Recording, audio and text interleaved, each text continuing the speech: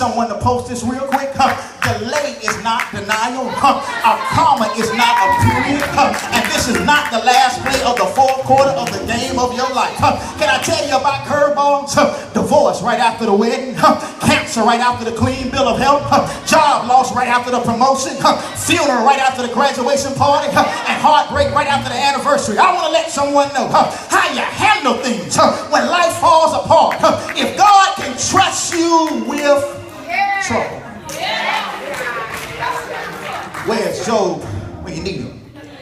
Job told God, God, you can trust me with trouble. Because Job said, naked I came into this world. Naked shall I return. The Lord giveth and the Lord taketh away. But blessed be the name of the Lord. Job said, I know that my Redeemer lives. And after the skin worms destroy this body, yet in my flesh I shall see God. Job said, though they slay me, yet will I trust him. Job said, can I accept the good from God and not the bad? Job is telling us all the way from the balconies of glory that God could trust him with trouble. And I want to encourage someone who's catching hell right now, who's going through right now, to see how Anna is about that life. She didn't fall apart. She didn't go to Krispy Kreme to see if the red light was flashing at 3 o'clock in the morning and eat a dozen of donuts all by herself. She didn't go get a new man or get several men. She didn't spend all of her money shopping. She didn't stay at home and stop going out, stop getting the hair did, stop getting the toes did, stop getting the nails did, stop returning texts and didn't answer the door. Don't you know, don't you give up. I know it's hard. Don't you quit. I know you're tired of crying, but don't you go back. I know you're tired of struggling, but don't do anything stupid. I know you want to walk away, but don't act the fool just because you're hurt, because the text tells us what Anna does. She keeps on going to church. I know you don't believe me, but it's right there in the text. That's a word for somebody in the house this morning that stays away from church when they're going through. That thinks that no one in the house knows what they're going through. That God has left the building, that God has changed God's phone number. Keep on coming to church. Anna is about that life. In spite of all that's happened in her life, she keeps on coming to church. So many things have happened to her, but the text tells us she keeps on coming to church. And I don't know about you, but I keep on coming to church Sunday after Sunday. I may have messed up, I may have cried this past week, I may have been upset, but I still need to keep on coming to church. I need to be in a place where God dwells. I come to church because I can't learn if I never go to school. And God's house is a place that I learn about God. I learned that God is no respecter of a person, but he's the reward of those who diligently seek after him. I learned about troubles, that trouble don't last always, because weeping may endure for a night, but joy comes in the morning. I learned when I go through the fire, it will not consume me. And when I walk through the floods, they will not overtake me, because God is with me. I learned to lean not to my own understanding, but in all thy ways acknowledge him, and he will direct my path. I come to church to not only learn about God, but to meet God.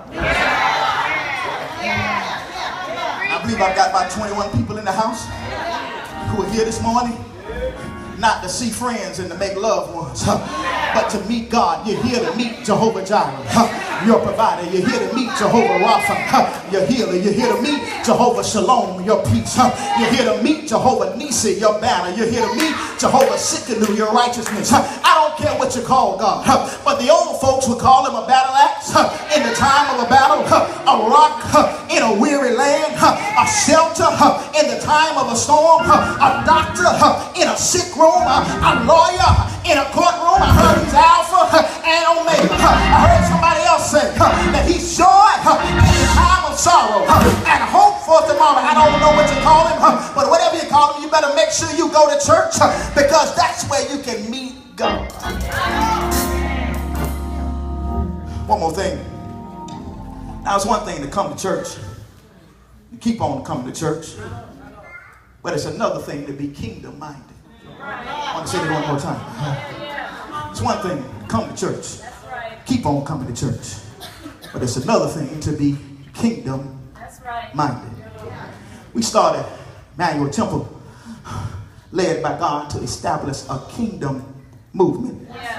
God has enough churches, but God doesn't have enough kingdom-minded folks. I want to say that one more time. God's got enough churches, but God does not have enough kingdom-minded people. Kingdom-minded people are serious about their spiritual walk and practice spiritual disciplines. The text tells us Anna worships God with fasting and prayer. Those are two spiritual disciplines. My brothers and sisters, there are some things that only come by fasting and prayer. If you want to draw closer to God, not get something from God, but just to be close to God, just start fasting and praying. If you want to consecrate yourself, turn down your plate, put the fork down, and start fasting and praying. If you want to hear from God, turn the TV off, get off social media, cut the cell phone off, and tell God, speak, Lord, your servant is listening. If you're tired of having one-night stands with God, if you're tired of shacking up with God, if you're tired of having weekend rendezvous with God, and you want to get to know God in a better way, then you got to deny yourself and get in the face of God. I'm looking for some kingdom-minded folks that are willing to go with me to places they've never gone before, to do things they've never done before, to be disciples, which means I'm serious about growing in my faith walk. Kingdom-minded folks don't have time to major in minors and minor in majors. Kingdom-minded folks could care less about who's in charge, whose name gets called, who if I get a pat on the back, who else is on the committee, and who else. Only what they know that only what they do for Christ will last. Kingdom-minded folks give their time and their talents, their tithes, and their offering to see other folks get to know Jesus, because they know God will supply all of their needs according to his riches and glory. Kingdom-minded folks love folks who are different from them, who don't live the way they live and don't speak like they speak, and never hate on folks regardless of who they are, because they know that God so loved the world that he gave his only begotten son, that whosoever believes in him will not perish but will have everlasting life. Kingdom-minded folks don't have to be asked what to do, but asked what can I do. Show up Sunday after Sunday, even if it's in a college chapel, even if they got to walk a little ways to get here, who don't know that they don't have to get mad about what God is doing around the corner at another church, because they know God ain't run out of blessings. Kingdom-minded folks know that they want the kingdom of God to come here on earth as it is in heaven. Kingdom-minded folks get up every day, and when their feet hit the floor, they simply say, this is the day that the Lord has made, and they're going to rejoice and be glad in it, regardless of where they work and regardless of who they work with. Kingdom-minded folks know that life and death is in the power of the tongue, and they speak blessings and not curses. Kingdom-minded folks know that they are covered with the blood of Jesus, and that God has God's hands on them, and that favor rests on their lives, even if they walk in lion dens, fiery furnaces, and get thrown in pits. Do I have any kingdom-minded folks who can sing, I've been changed, I've been healed, I've been free, I've been delivered, I won't go back.